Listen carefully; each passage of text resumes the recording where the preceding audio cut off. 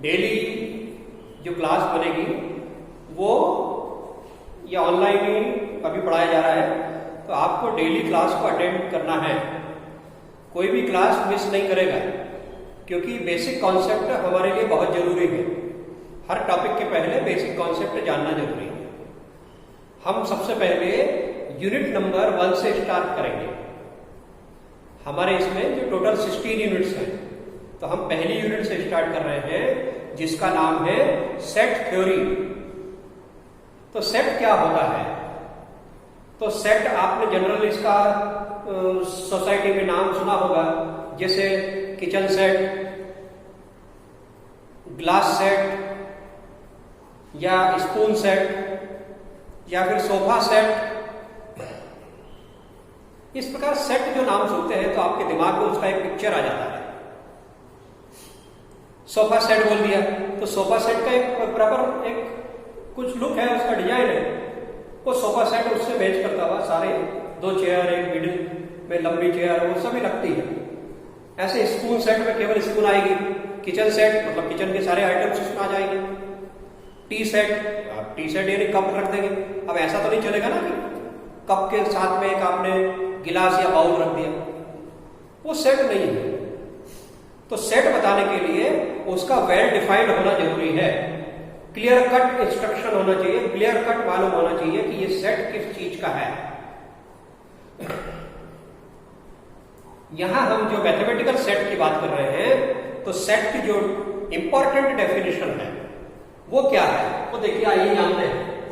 तो set is well defined. ये word बहुत इंपॉर्टेंट है, ये लगाना जरूरी है। इसके बगैर डेफिनेशन अधूरी है, इनकम्प्लीट डेफिनेशन है। वेल डिफाइंड वर्ड आपने नहीं लगाया तो ये इनकम्प्लीट हो जाएगा। तो क्या है? Set is well defined collection of objects. ठीक है, सेट ऑब्जेक्ट्स का एक वेल डिफाइंड कलेक्शन है, ये हमें ध्यान रखना है। अभी हम इसके एग्जांपल लेते हैं, पहले लिख लेते हैं। तो जो नोटेशन है सेट के नोटेशन कैपिटल लेटर्स में लिखे जाएंगे। जब भी किसी भी सेट को लिखना है तो उसको एक सिंगल लेटर, अंग्रेजी का लेटर जो है वो सिंगल लेटर से उसको रिप्रेजेंट करेंगे, या तो ए या बी या सी, ऐसे अलग अलग सेट के लिए अलग अलग नाम उसके रखेंगे, लेकिन कैपिटल लेटर्स होना जरूरी है। और फिर इसके जो मेंबर्स रहेंगे वो मेंबर्स को यहां पर बोलते हैं एलिमेंट्स। तो सेट के जो भी मेंबर है उन मेंबर्स को यहां मैथमेटिकल नाम उसका एलिमेंट्स। तो एलिमेंट्स हमेशा स्मॉल लेटर से बताएंगे, ए बी सी या फिर X Y Z. Small letter उसका उपयोग करते हैं एलिमेंट्स के लिए। और सेट के लिए जो सिंबल है, जो ब्रैकेट यूज करते हैं, ये वाला धनुष वाला ब्रैकेट। अब मैं सेट के कुछ एग्जांपल्स लेता हूं। तो सेट क्या है? क्लियर कट इंस्ट्रक्शन होना चाहिए कि सेट किस चीज का है। जैसे इसके एग्जांपल क्या है? पहला example, collection of 7 days in a week. यह आपको साफ साफ बताया है कलेक्शन किसका करना है? 7 डेज का। एक सप्ताह में जो 7 दिन होते हैं उनका कलेक्शन कर लीजिए, Monday, Tuesday, Wednesday, Thursday, Friday, Saturday और संडे। तो ये जो कलेक्शन है 7 डेज का एक वीक में, उसको भी एक सेट बोलेंगे और वो वेल डिफाइंड होगा। अब इसमें ऐसा नहीं कर सकते कि हम मंडे, ट्यूसडे, वेडनेसडे, जनवरी, मार्च, थर्सडे, फ्राइडे, सैटरडे, अप्रैल, ये बिगड़ गया सेट, तो it is not well defined, ये कचरा हो गया। तो वेल डिफाइंड सेट क्या होता है? वेल डिफाइंड सेट में आपको क्लियर मालूम होता है कि किस चीज का सेट बना रहे हैं, है ना? तो ये जैसे क्या है? Collection of 7 days in a week. दूसरा, collection of all prime numbers. तीसरा, collection of all even numbers. तो इसमें इवन नंबर आएंगे सर, इसमें एक भी ऑड नंबर नहीं डाल सकते आप। इसमें सिर्फ और सिर्फ इवन नंबर लेना पड़ेगा, इसमें प्राइम नंबर लेना पड़ेंगे, इसमें कंपोजिट नंबर लोगे तो आप सेट बिगड़ जाएगा। क्योंकि ये सेट किसका बना रहे हो, प्राइम नंबर का। तो ये सेट प्राइम नंबर का, ये सेट इवन नंबर का। इसी प्रकार collection of numbers divisible by 3। तो ये वाले सेट में कौन से नंबर आएंगे, केवल वो नंबर्स आएंगे जो किससे डिविजिबल है, 3 से डिविजिबल है। ऐसा कोई भी नंबर इसमें एंट्री नहीं पाएगा, ऐसे किसी भी नंबर की एंट्री नहीं होगी जो 3 से डिविजिबल नहीं है। ये सेट का एक छोटा सा उदाहरण है। ऐसे और भी आप एग्जाम्पल बना सकते हो अपने मन से, ठीक है। तो जब भी एग्जाम में आता है तो सेट की डेफिनेशन एग्जाम्पल के साथ में लिखना पड़ती है। ओके, अब इसके बाद आता है सबसेट। जैसे कि हम जनरल में देखते हैं कि प्रिंसिपल तो फिर वाइस प्रिंसिपल। वाइस प्रिंसिपल की पावर वही है, लेकिन वो प्रिंसिपल से छोटा है ना। पावर लगभग समान है, इक्वल, लेकिन फिर भी वो प्रिंसिपल से छोटा है। ऐसे ही आप सोसाइटी में जैसे देखते हैं, हमारे जो सर्विस में है इंस्पेक्टर, सब इंस्पेक्टर, इंजीनियर, सब इंजीनियर, इसी तरह से मैथमेटिक्स में सेट और सबसेट। तो सेट क्या होगा, बड़ा रहेगा या इक्वल भी रहेगा। तो सबसेट किसे कहते हैं, तो आप उसकी डेफिनेशन देखिए। Subset, suppose A and B are 2 non empty sets. Non empty यानी उसमें कुछ ना कुछ मेंबर हैं।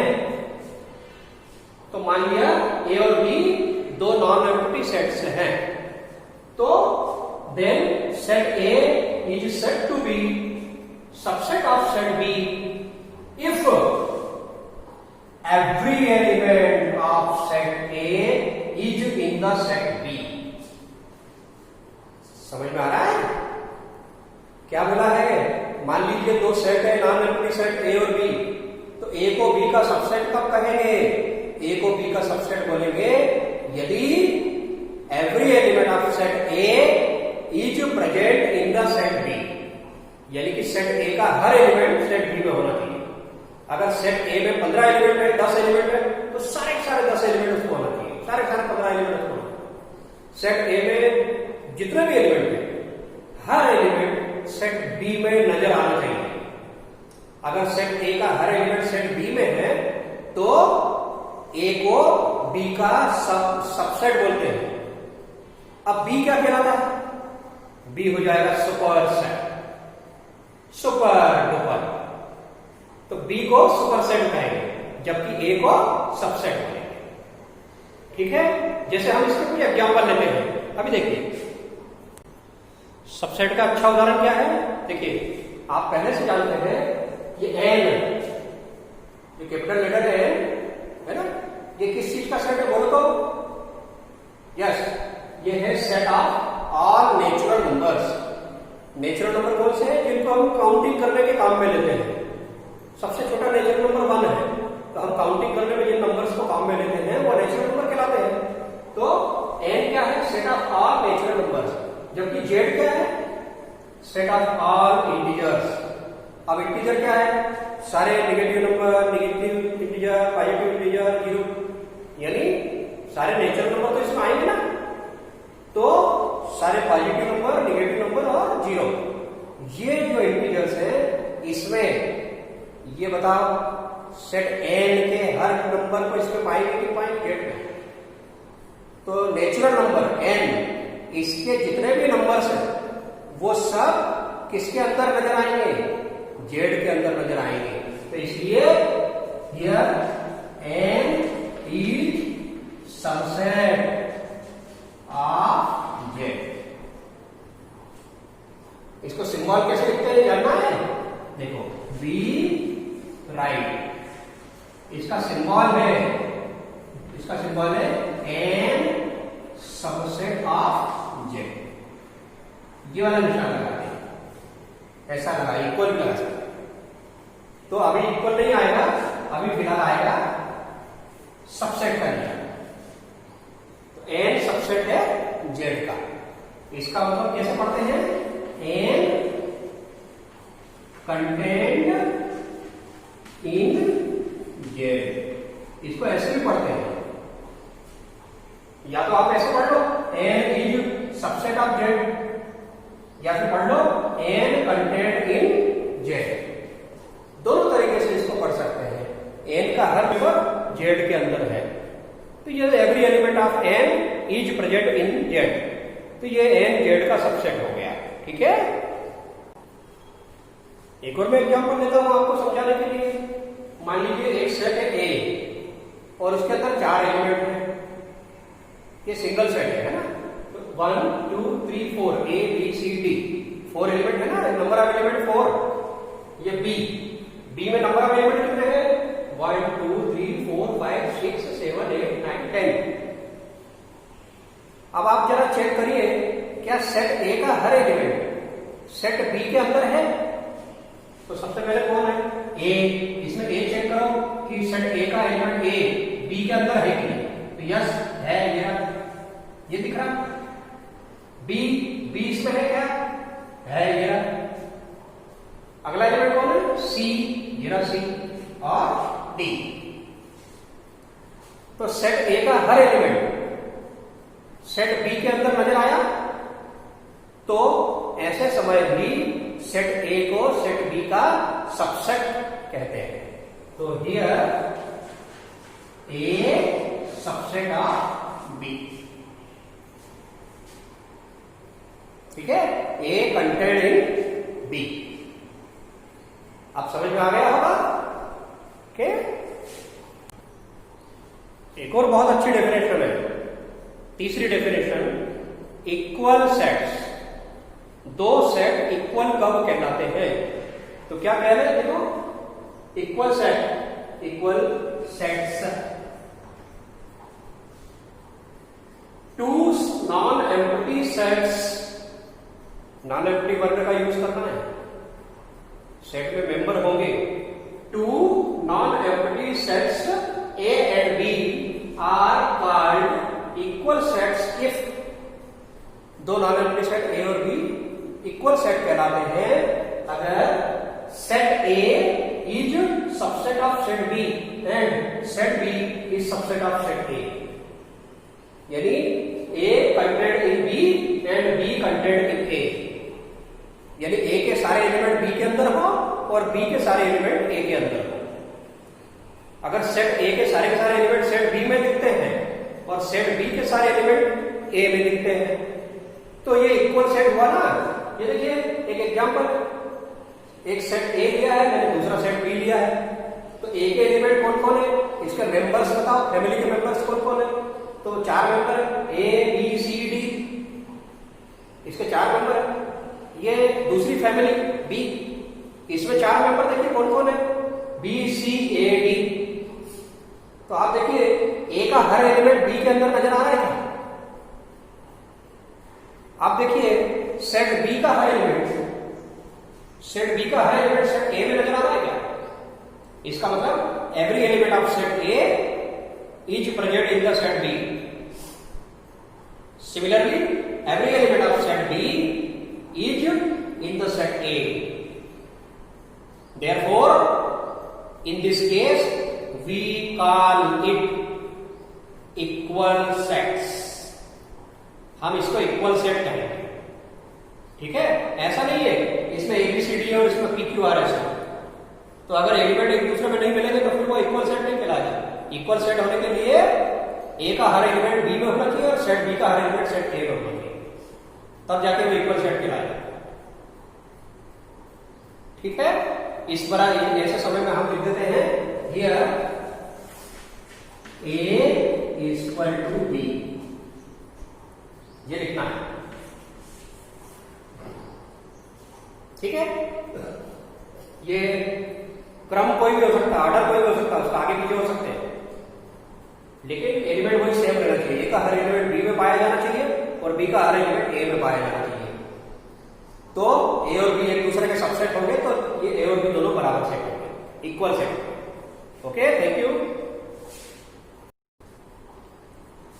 ये चौथी डेफिनेशन है एम्प्टी सेट। ये एम्प्टी सेट पढ़ते हैं, इससे क्या होता है?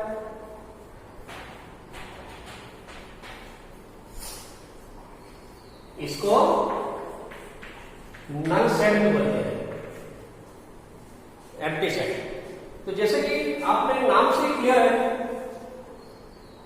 ऐसा सेट जिसमें एक भी एलिमेंट नहीं है, पूरा का पूरा खाली है, विदाउट एलिमेंट, वो उसको एम्प्टी सेट बोलते हैं। तो a set without elements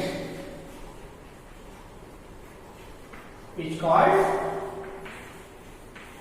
null set या फिर एम्प्टी सेट। ये इसका सिंबल है डिनोटेड बाय फाइव,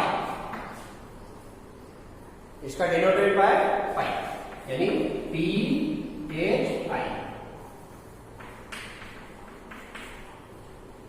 फी बोलते हैं हम लोग। इसको प्रोनाउंसिएशन कैसे करते हैं? फाइव। तो ये फाइव जब भी कहीं लिखा हो, इसका मतलब एम्प्टी सेट। एम्प्टी सेट अर्थात ऐसा सेट जिसमें एक भी एलिमेंट नहीं है, no element in the set, without element वाला सेट एम्प्टी सेट कहलाता है। ये कैसे लिखा जाएगा? फाइव का मतलब है ये, बस इतना बना दीजिए, ये खाली सेट है और इसको ही नल सेट कहते हैं। ठीक।